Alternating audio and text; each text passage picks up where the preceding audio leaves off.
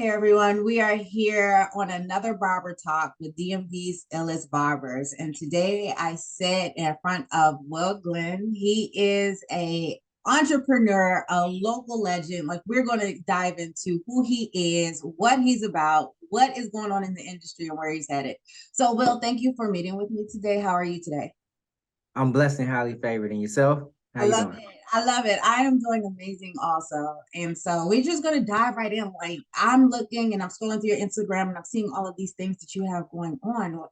Talk about it. Like what's happening and what drives you? How did you get in this industry? Like let's start from there. Go ahead. Oh Lord, or the quick origin story. How I got in this industry. That I don't think I've really even been asked that question specifically. And that's out of all the questions that's been asked, I don't think I've been asked how did I get in this specific. So I got in this specifically.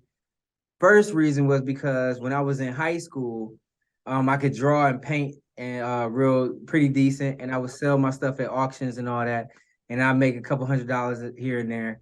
And my art teacher in my AP art class was like, "You need to figure out how you can use your art and translate it into the real world, the civilian world, to make money, right, on a daily basis, on a constant basis, because selling your paintings and your drawings and stuff at auctions don't come around like every month and every week to sell to make money, so to pay your bills and have your lifestyle consistent as it needs to be.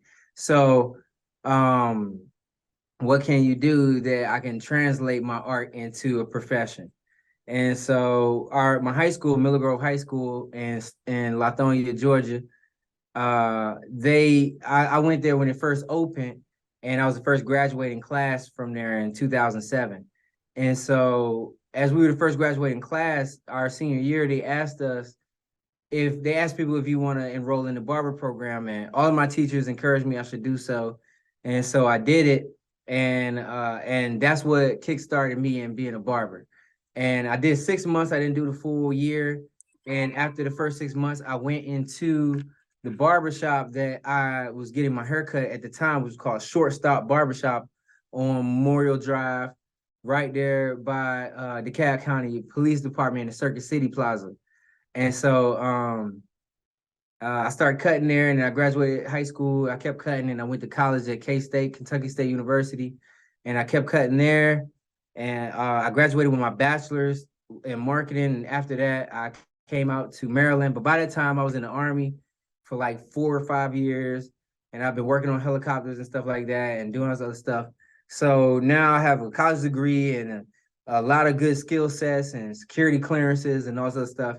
And I come out to DC or the DMV area, and I started working for people. And as I started working for companies and Fortune 500 companies and all this other stuff, and started making a lot of money because you can make money out here, I realized that they're not for our people, and that they try to pay us minimum wage, and minimum wage is what's the least amount of money I can pay this nigger to do the most work for me.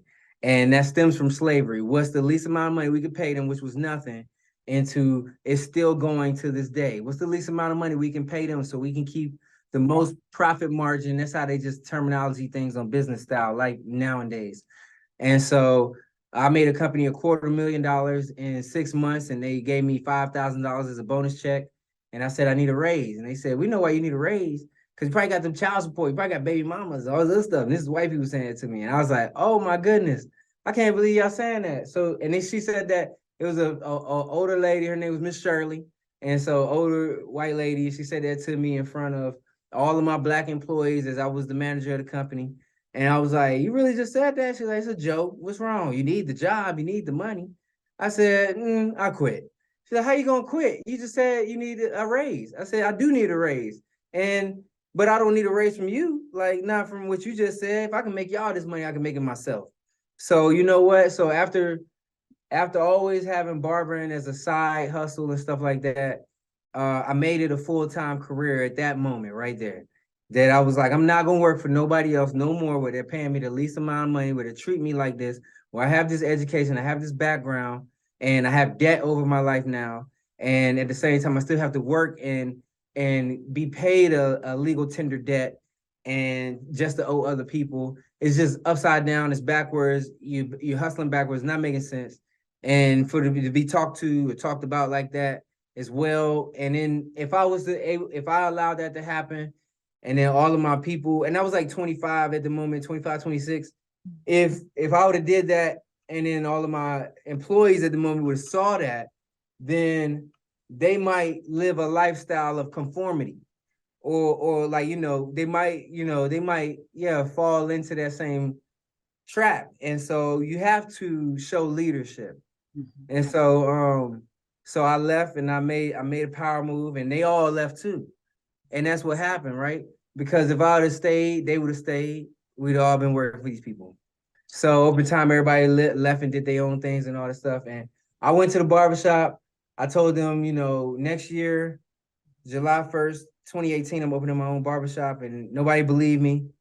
And all the way up until the day the shop opened, like, which is tragically terrible. I mean, like, I did so much promotion and so much like reaching out to people, and nobody rocked with me and stuff. Like, I had a whole barber team. They all quit right before the shop opened because this lady told them that don't believe in him. He ain't gonna make it happen. And so they all quit on me. So right before my shop opened, I had to hire a new team. Then even foreshadowing, like, now let's go up some. When as I've had my company for 2 or 3 years, and then coronavirus happens, and all these other barbershop owners that I know, and I talk to them, and I ask them, what are y'all doing with y'all barbers, your barbershop, how y'all maintaining the bills and stuff like that? Oh, I'm making my barbers keep paying their booth fee while Corona's going. How you doing that? The shop ain't even open. Like, this what that's what PPP is for. All this X, Y, and Z. They like, yeah, F all that. They gotta pay all this stuff, right? So half of those barbershops is not open no more. That was like that. And then on top of that, I didn't charge my barbers, right? And so all those barbershops, their barbers stayed, but then those barbershops aren't open anymore. So all my barbers, when I say, hey, I'm not charging y'all for this time, obviously it makes no sense. So they were like, hey, we're moving to South Beach. We're all gone. That's literally what somebody told me. So verbatim, they gave me the LeBron speech and basically saying we're all my barbers left except for one, except for two actually. And they all left and went to another shop because it was their homeboy shop he was opening his shop. And so not only did I say I'm gonna cover all expenses, but my whole team left me too in that time. So then I had to rehire, and I had to do all this stuff, and I had to keep building and keep fighting. But more of the story of what I'm saying is, inside of all this journey, it's on me. It's on what's going on in my life and what I'm expecting from my life and what I'm expecting for my people in my community. And it's a hard road, and it's a hard fight to develop all these things inside of this journey. And it's not for the weak-hearted, and it's not for people who get in their feelings easily. Like, I've had so many people boss up on me, get in my face and all this type of stuff, and you have to maintain respect. Like, and because I'm operating on a higher scale now, and I'm trying to grow. Right now I have a barbershop, a barber school, and a comedy club. And so and those are the brick and mortars. And then I have a website development company and a news reporting company that's not brick and mortar. So the name of the game is to grow the revenue streams and stop working. So that's the point. With my barbers and the people in this industry, I want them to learn how to cut hair, be an entrepreneur, start making money for yourself. And what I mean by that is every job I had before, $90,000 offers, 65,000, $70,000 offers and stuff like that. And it wasn't enough money. And so I was like, hey, I need a raise. Hey, I'll work more hours. Hey, I'll do overtime, all this other stuff. I was working three or four jobs at a time. And it wasn't until I realized that making money for myself and being my own boss and controlling my income and my outcome will be a better outcome or have better results. So it definitely seems like you were driven, and it seems like it was something that was innately in you. It wasn't like you got into barbering for a necessity per se. It sounds like it was a true passion there, talking about, you know, you're just an artist at heart. It seems like your military service, number one, coupled with working on helicopters, number two, um, coupled with getting into the security realm and probably the government contract situation. Number three, those are very cushiony positions, right? It's a Right. lot more cushiony than taking your marketing degree, putting it to use, hitting boots on the ground to develop your own thing and not only just have one shop, but you have multiple things going on. You know, you have multiple streams of revenue or things that are happening under your brand. So it seems like you have that one leg up and it seems like that leadership quality is in you anyway from you quitting in front of everyone because you're absolutely right. You know, they would have stayed, they would have been complacent.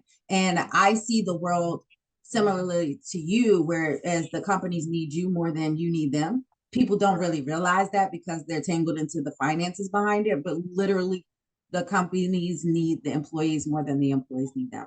Right. And so by you doing that, and then also by you having a team quit on you, and having and not giving up and having to hustle and bustle to get other people. So it seems like you have all of these qualities that can spew to younger generations. So let's talk about that. How are you showing up? I know that you have the Photo Fresh Academy and you just had your first graduating class, so congratulations on that.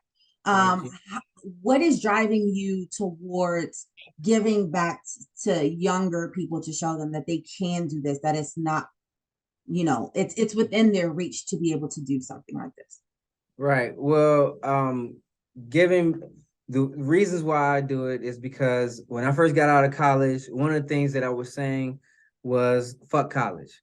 Excuse my language. I was like, so, and one of the things also, my daughter told me the other day, quick caveat, my daughter told me the other day that when I get on these podcasts and when I talk to people and when I get on social media and all this other stuff, I'm always trying to be politically correct, right?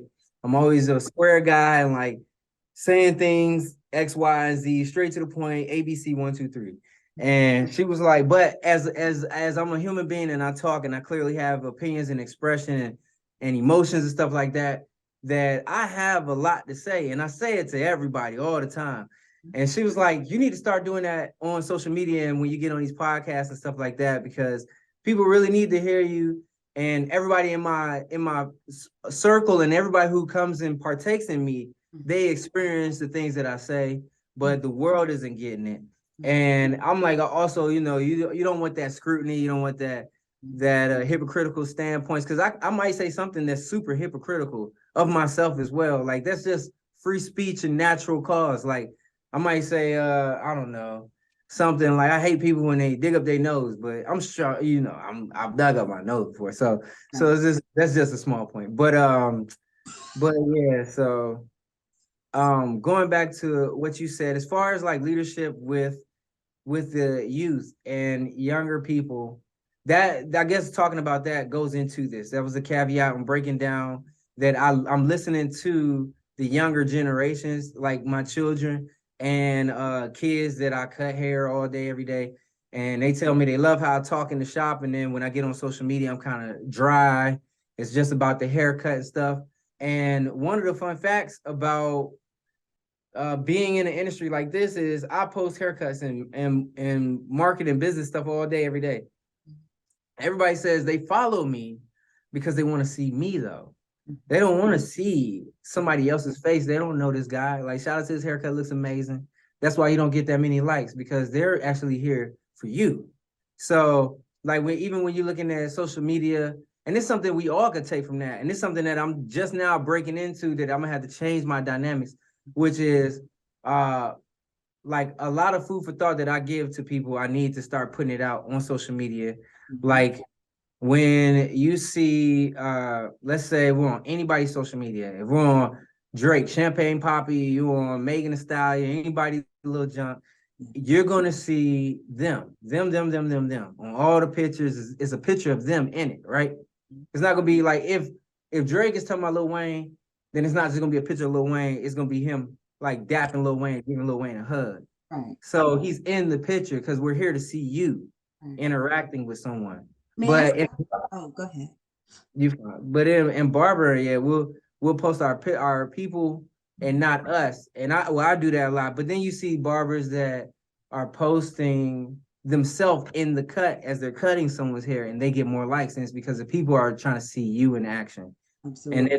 they're trying to hear me. They want to know my actual opinions on things because we know this world we live in, so we need guidance from our leadership.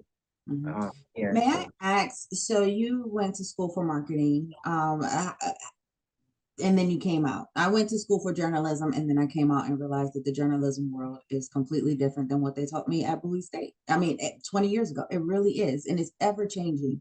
And so for you with your marketing degree, and then going and realizing that you need to market yourself, did you find that it was a dramatic difference in what you learned was technically correct, and then what you actually need to do? Funny what you just said. What I learned was technically correct. Mhm. So, like, because I was going to say what I learned was what it is. Like, so, but I guess I graduated in 2013, so that's 11 years now. Sheesh. Yeah, but, but uh, but damn, that's old. yeah, Woo! yeah, yeah. But keep this. The things that I learned, I see it on a daily basis and I love it. I love that I learned it and I feel like I have a step up. And mind you, I had I had two bachelors and one minor Mhm. originally, actually. So I was supposed to be getting a bachelor's in accounting, a bachelor's in marketing, and a minor in journalism. Okay. So I went through a lot of extra courses. And so I'm like two away from accounting, two classes or two, I think like 3 credits away or something like 4 credits away. So it's like a messed up number, 4 credits away, which would be stupidly 2 classes, and Mhm. then like a class away from a journalist minor. And so sometimes I tell people that I have all of those. And so, but at the end of the day, more story is bachelor's. But the point is, all of those things I learned, I definitely I definitely see it constantly. Mhm. Like, but there's things that's now we live in an updated lifestyle. So like I said, I did accounting, but I became an accountant as well as an adult. So I worked for a company and I was an accountant for them in the accounts payable department and moved millions of dollars for them. And as I did, we follow we had there was a program on the computer that you use. Mhm. So you just inputted numbers. Mhm. You just like so I didn't have to do formulas or anything. Right. It was all input already. So you would have in this accounting company I work for, you had projects they give you. And so the project is I need to balance this by tomorrow or by 2 days from now. Mhm. And so or by next week. But Mhm. it's you just plug it in the computer and you're done in 30 minutes. Mhm. So it's not as hard as it used to be anymore because it's just numbers that's inputted. So it's all different. And but with doing that, if you did that for the next 2 years, 3, 4 years, Yeah, it's gonna dumb you down. And absolutely. you're not going to understand your concept of the knowledge of this field anymore. So I had the unfortunate opportunity of only working there for like a year or so. Right. So all of everything I do right now to this day, Mhm. I created. So all of my contracts, I have to write them up. I develop them. Mhm. All of my loan contracts I send to people because I don't do business with banks and anybody. I'll only do business with Black people. Mhm. So what I mean by that is I send loan contracts to Black people that are in status positions that I would love to be in, and I ask them for money, and people give me money, and they send me the money, they agree to the contracts, and I'll pay them back as it said in the contract, and I pay them back with all their interest and they whatever else is said per the contract, and they love me, and I can get more money, and Mhm. so I've been doing that for the past 7 years now, and that is how it has sustained my life. And it's because when I had 15,000 in my bank account, and I asked, "Can they give me 5,000?" and they told me no. When I tried to get a house loan, and they told me no, and I got a 700 credit score, be almost an 800, and they're not rocking with me. Like it's just let me know that these people are against us. They literally are against us. And I was coming off a military background, flying helicopters and stuff, even though it don't even matter what you do in the military as long as you was in it, right? And so I had a job at a Fortune 500 company, got money saved, and they talking about no, like they didn't even really look at my information. So I was like, okay, that's cool. I got something for that. And unfortunately, I'm still banking with them. Just to be clear, this goes back to what I said about how I left that job and my people were supposed to leave with me. But yet I'm still with this bank. All my people, everybody I know is still at that bank. And I have constantly looked for black-owned credit unions and black-owned banks. There's like two in Baltimore, but that's their only location. I do want to go and be in person with my people, and I'm all the way down here in Waldorf, Maryland. So it's kind of a strain for me. And there's a branch everywhere for these other banks. And that convenience is how they get us. It's unfortunate. I hate this convenience to how we as a people are dependent.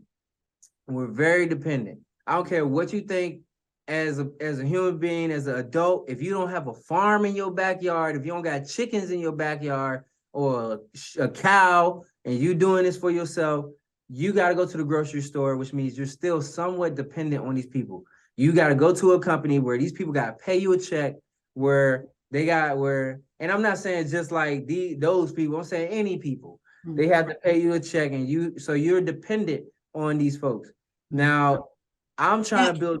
Sorry, because I know we're short on time. I Right. want to get this in. I want to challenge you really quickly in terms of looking at, because from the outside in and hearing your story, it appears that these things happen to you because I'm also, and I've had the opposite experience. I've been able to purchase two properties with no money down, money back at the table. You know what I'm saying? So I've had a different experience, but I believe that for you in your journey, certain things were difficult and challenging, but they were necessary because as you're speaking, I'm visualizing you using that strife that you've encountered to then build bigger, better. See, I don't have the interest if you have to open up the multiple and do all of this. I don't have the accounting. I don't have that. I don't desire that. But I think for you to be able to make an impact, which you clearly are, these things had to happen so that it can open up your eyes to say, wait a minute, I got denied for this. So now let me go ahead and figure out, I'm gonna write my own loan contracts because everything you just said, please understand, phenomenal, above average, extraordinary. You get what I'm saying? Like I can see you teaching other barbers, other entrepreneurs, and that's another stream of revenue for you to have these classes quarterly, monthly, to say, look, guys, this is how you write and ask for money. This is what you do. And by the way, I'm an accountant. You know what I'm saying? So like what I say holds merit, it holds grounds. And not only is it not just the education, but I'm doing this in my real life on multiple businesses, on multiple opportunities. And I think that if it were easy for you, like I just said it was for me, it probably would not be so a crack in a window or open door for you to even do something like that. Right. So I think that certain things. So this is the challenge there, but I do want to get back into, because I love. First off, I'm gonna ask, can we have you back and talk about other stuff, because you have a plethora of knowledge, and there's so much that I want to get to, but I want to talk about your first love, your first passion. It seems like the creativity, the paintings, if you could make $1 million at an art show and be sad. It sounds like that's the route that you would have gone. Are you still painting in your free time? And is that something that once you free yourself up and you're away from the hustle and bustle of things that you might get back into? Oh, 100%. So I do have stencils and everything and paint brushes and all that, but I don't put them into use. I have the kids painting like once or twice every here and there, but uh and that's like few and far between. When I mean that, I mean like we'll do some type of paint session like 2 or 3 times a year, which is terrible. So yeah, but even then I won't paint. I'll be like, I ain't touching it, y'all. So and then Like my lady, she took me to a paint and sip, and I painted and stuff, and it looked pretty cool. Yeah. And so, and we need to put it up on the wall, but cause I can paint, but at the end of the day, I definitely Mhm. want to get back into that. Oh. So something I said, yes, was it yesterday? I think it was yesterday. Mhm. It had to be yesterday or the day before, but we had a whole argument Mhm. in the shop. It was in the barber shop. I'm in the barber school right now. The shop is across the parking lot. Okay. So I was over at the shop, so it was 2 days ago, and everybody was talking about creativity, Mhm. right? Mhm. So dang, what happened? I want to just give you the beginning of it because I know what was talked about, but I want to give you the point of how it started. But either way, more story. I said like, because everybody always asks my opinion. Will, how do you feel? I was like, honestly, like hip hop, because we talking about music. I said hip hop is creativity, right? And they like, yeah. I'm like, so it's hard for me to say they can't make that type of music when it's a creative expression. So it's whether you want to listen to that or not. I don't listen to country, like, and that's their creative expression. Like, but I love every other music, like, and like, because they were saying the words and the music and stuff, and like, and I was like, okay, they was talking about counseling somebody, and I'm like, how you gonna counsel them before y'all counsel, Sexy Red or whatever? I was like, or before you counsel Megan, or before you counsel, and then they started bringing up something else. And we was on the ladies, right? I said a couple ladies first. And I was like, okay, but y'all wild as hell. Cause I just said a couple ladies, but niggas have been rapping like this forever. So what's up with all the men? If we gonna stop them, then we gotta stop the guys. Y'all see this vicious down circle, y'all know, I mean, rabbit hole, like you gotta cut it out. Music is free expression, it's creativity.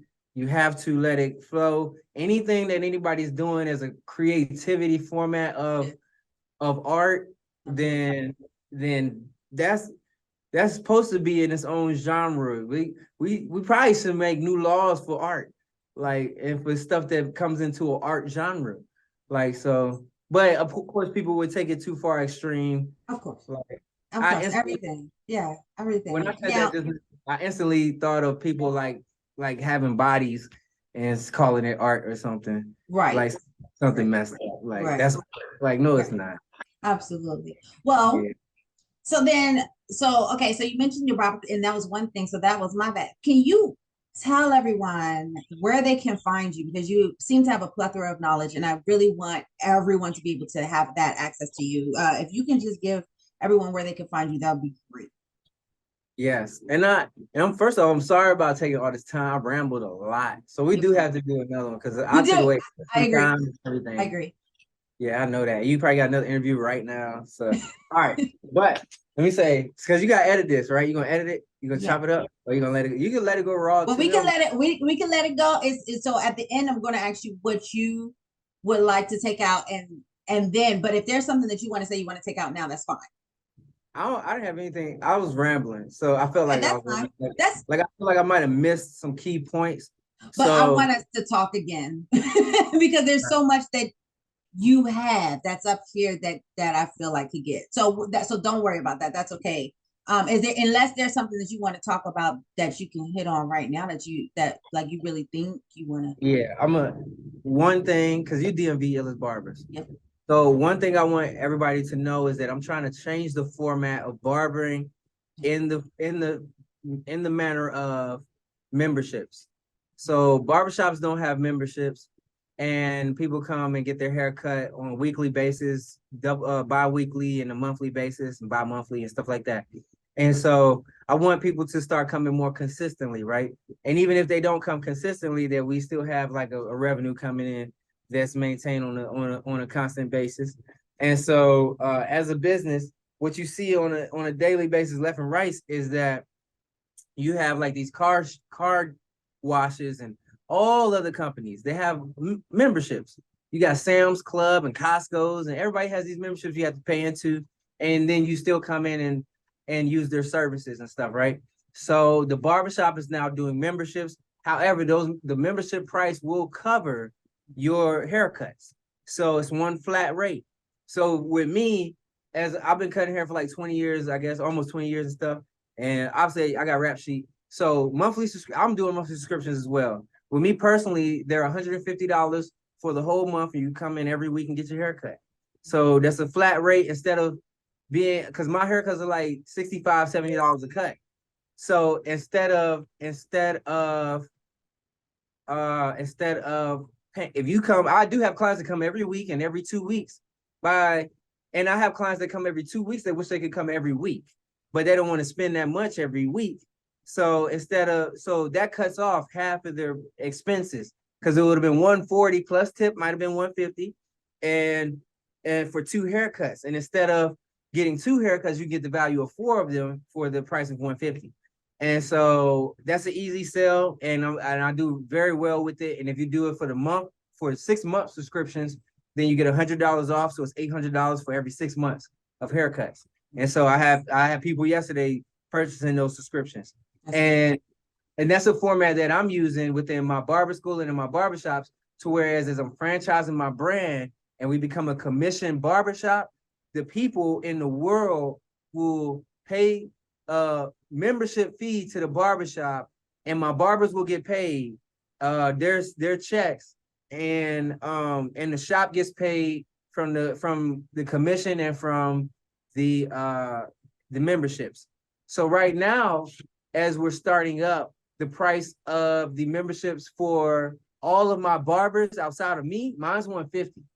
Everyone else, $30 for adults, $20 for teens, and $15 for kids. That's how much it is for monthly subscriptions for haircuts. So that is like astronomically low. That's like insane. And I'm So trying to now push you really need to plug yourself. Like, where can people find you? Because now people So want to know. you can find all those available at pfreshacademy.com. That's the letter P and then freshacademy.com. So I do have, sorry, whoa, all right, bet. So, oh, and I just found out something new. I just like switched the whole cameras. I'm getting old, I guess. Oh yeah, don't worry, I am as well. But you're fine. You still look fine here. Oh, Fresh Laugh Factory. Okay, and then P Fresh Academy. I want everybody to see that. Now we are going to provide that information also down in the links, but that is where we want to go to hook up to Will Glenn, multi mogul, who Now, you need to know that is, so Fresh Laugh Academy is the comedy club. And this is, I use this space as a dual purpose. Let me turn around. So this is my Barber Academy. And I'll clear all of this stuff out and I'll put it in this room right here. And then we have like tables and stuff, and we have a stage, and we see the spotlights. We'll turn the spotlights and face it towards the stage, and we'll bring this banner and put it over there and stuff, and like have all these backdrops.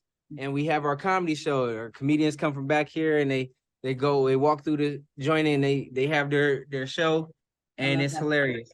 But the moral of the story is, this is mainly an academy. All right, so it's mainly academy, and we do that just to raise funds, and when we do fundraisers and marketing events and stuff like that. Excuse me. Is that space available? Well, first, can you provide the address of that for those listening? Because I know we did the websites, but can you provide where you're located? Yes, and I'm gonna text you everything. The address to here is 7119 Allentown Road, Fort Washington, Maryland, 20744, Unit 204. And the barbershop across the parking lot is 7127 Allentown Road, Fort Washington, Maryland, 20744, Unit 103. Thank you. I will make sure that we have that. And I'm gonna just close real quick, but I want you to stay on for a hot second. All right. Oh, real quick before you close, because I see you just took a deep breath. I ain't say, you told me to say all these tags and stuff. I ain't do half of it. So okay. I'm gonna say, y'all can find me at I Will Barber. Go ahead. Yep, go ahead. You can find me on Instagram at I Will Barber. That's I Will Barber. You can find us at Photo Fresh Academy, as well as PF Cuts. That's PFCUTS. We also have Fresh Laugh Factory, and the news reporting company, which is ABG Times. All right. So, and if you need a website, you can go to ABG Times and message us there, and we'll develop your website as well. We charge $150 starting out, and after that, it's $50 a month to maintain it. And we have a team that maintains your website and update it as you send us stuff. So that's how that works, and we keep you going. Thank you. Thank you. Thank you for being the guest today. If you guys liked what you heard, which I know you did, because he has a plethora of knowledge, please be sure to follow him. And if you like this video and you want to hear about more barbers in the DMV area, please be sure to share, comment, and subscribe and like this video, all of that good stuff. And we will see you next time on Barber Talk.